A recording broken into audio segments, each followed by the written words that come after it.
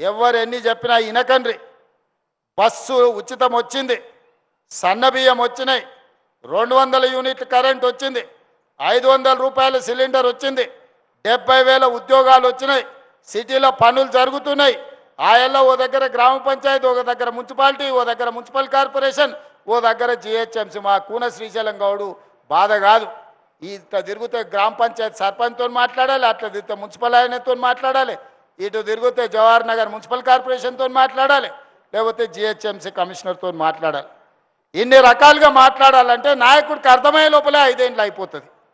అందుకే ఈరోజు Cyberabad municipal commissionerate create చేసి మీ రోడ్లు కానీ, మీ ఫ్లైఓవర్లు కానీ, మీ లేక్స్ కానీ, మీకు అవసరమైన విద్యుత్ కానీ, పాఠశాలలు పనిచేయడానికి నూతన కమిషనరేట్ ఏర్పాటు చేసి ఈరోజు హైటెక్ సిటీ దగ్గరనే 5 ఎకరాలల్లో 100 కోట్ల పైగా పెట్టి మున్సిపల్ కార్పొరేషన్ ఆఫీస్ని ఈరోజు కడుతున్న మంచి కమిషనర్ను మీకు ఇచ్చిన, మంచిగా పని చేయించుకోరు.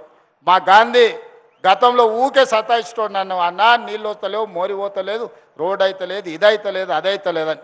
కార్పొరేషన్ చేసి కొత్త కమిషనర్ ఇచ్చినాక గాంధీ నా జోలికే వస్తలేడు. ఏదైనా ఉంటే అక్కడనే పని చేయించుకుంటాడు, మంచి జరుగుతుంది. అట్లనే మీరు కొనుక్కున్న భూమి ఏదైనా కారణం చేత 22A పడి ఉంటే, మీరు కొనుక్కున్న భూమి ఏడికి పోదు, 1 ఇంచు కూడా ఏదికి పోదు.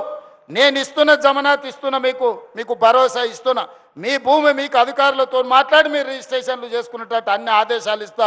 ఒక్క సర్వే నెంబర్లు 500 ఎకరాలు ఉంటే కోర్టు ఆర్డర్ ఇస్తే ఆ సర్వే నెంబర్ మొత్తం 22A ప్రొహిబిటెడ్ లిస్టులో పెడుతున్నారు.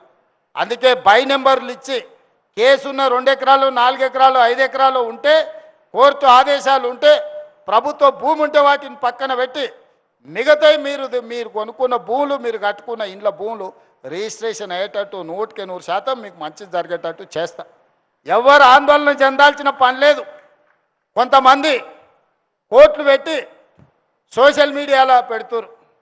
నిజం పెడితే మంచిదే, ఎవడన్నా నమ్ముతాడు. అబద్ధాలు పెడితే అవలగాడు అనుకుంటారు. ఈ అబద్ధాల సంఘాలకు ఈరోజు అసోసియేషన్లు పెట్టుకొని కోట్లు ఖర్చు పెట్టి కొంతమంది అబద్ధాలు ప్రచారం చేస్తారు. మీరు కూర్చొని ఆలోచన చేయండి. 10 ఏళ్ళు ఆసారు ఏం చేసిండు, 2 ఏళ్ళు మీ తమ్ముడు ఏం చేసిండో మీరు లెక్కేయండి. ఆయన ఇచ్చింది ఏదన్నా ఆపినా, ఆయన ఇచ్చింది ఏదన్నా గుంజుకున్నానా, ఆయన ఏదన్నా సంపాదించాడో పెడితే నేను తీసుకుపోయాను నన్ను తాకట్టు పెట్టినా, ఒక్కసారి ఆలోచన చేయండి. అన్నీ మోసుకుంటూనే ఆయన ఇచ్చిన 8,11,000 కోట్ల రూపాయలు అప్పులు, అసలు మిర్తి ప్రతి నెల 7,000 కోట్ల రూపాయలు, సంవత్సరం తిరిగితే 75,000-80,000 కోట్ల రూపాయలు ఆయన చేసిన అప్పులకు నా తల తాకట్టు పెట్టి నడువు వంగిపోయిన అప్పు కడితేనే రూపాయి కూడబెట్టి ఇన్ని మంచి పనులు చేస్తున్నా.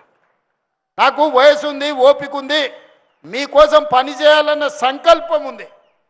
విధ్వంసమైన తెలంగాణను వికాసం వైపు నడిపించడానికి రోజుకు 18 గంటలు పనిచేసే శక్తి దేవుడు నాకు ఇచ్చిండు. అన్ని అవకాశాలు అయిపోయినాక అదృష్టం అనేదే సమస్య అయినప్పుడు దేవుడు నా వైపు ఉంటాడు, అదృష్టం నా వైపు ఉంటుంది. ఎలీనో వచ్చింది, మొత్తం ఎక్కడికక్కడ ఎండిపోతుంది అన్నారు. కానీ ఎలీనో వచ్చిన సమయంలోనే ఎల్లంపల్లి నిండింది, శ్రీధర్ బాబు ఇక్కడనే ఉన్నాడు. హైదరాబాద్కి తాగునీటి సమస్య లేకుండా దేవుడే వానలు కురిపించాడు.